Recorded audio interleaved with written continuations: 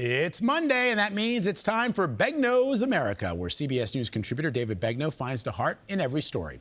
Last year, we met Gayle Noble from Oceanside, California. She was known for her persistent kindness and her mission to spread joy one sweet treat at a time. After her death this summer, Gayle's impact continued to ripple through her community and far beyond. Gayle Noble was not famous, but she was unforgettable. Thank you so much there. Oh my God, Gayle, give some love. Because her kindness was. Gayle was just a special, very special person. Gayle died in June, and on what would have been her 79th birthday, her daughter, Nisse Noble, threw a party instead of a funeral. Happy birthday, Gayle! And on the menu, bacon, more bacon. And a lineup of her favorite treats, just as Gayle would have wanted it. The room looked like a science fair. There were poster boards charting Gayle's life, from girl to mother and wife. Not to mention the scientist who held patents. D's, F's, B's, a few A's. What I love about Gayle is that she didn't pretend to be perfect. There was a woman who carried a laptop through the party, live streaming, so that Gayle's fans watching in Dubai and Australia and India could be there too.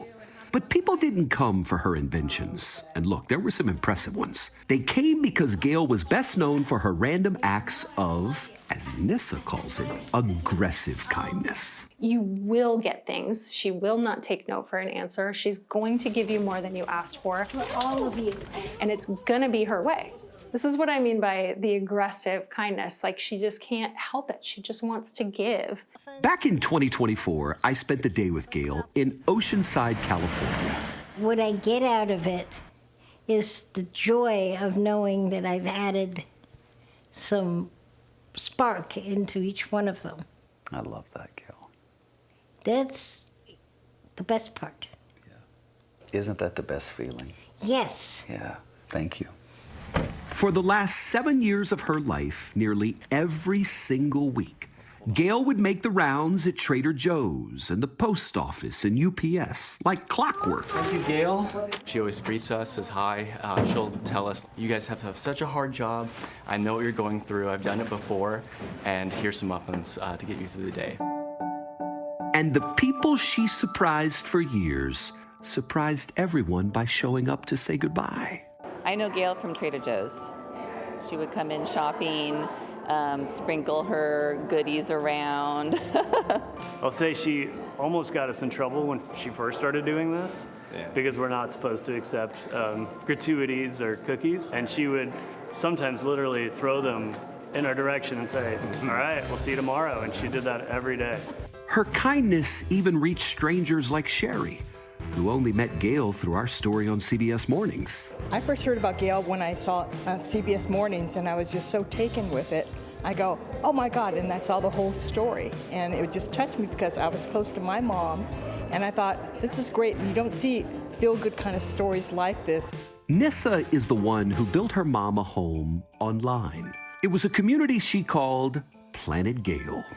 My mom, Gayle, was too much. Too fierce, too smart, too weird, too honest, too full of heart. So I built her a place here on the internet where being too much is the whole point. That social media account drew hundreds of thousands of followers. People who said Gayle made them feel less alone and more themselves. I even put on one of the posts, it's on my bucket list to meet you in person one day. So it you just almost breaks did. my heart that I didn't get to meet her in person. So she was an inspiration. She really was. You said to me, perhaps one of the biggest takeaways from this story is what you got out of it.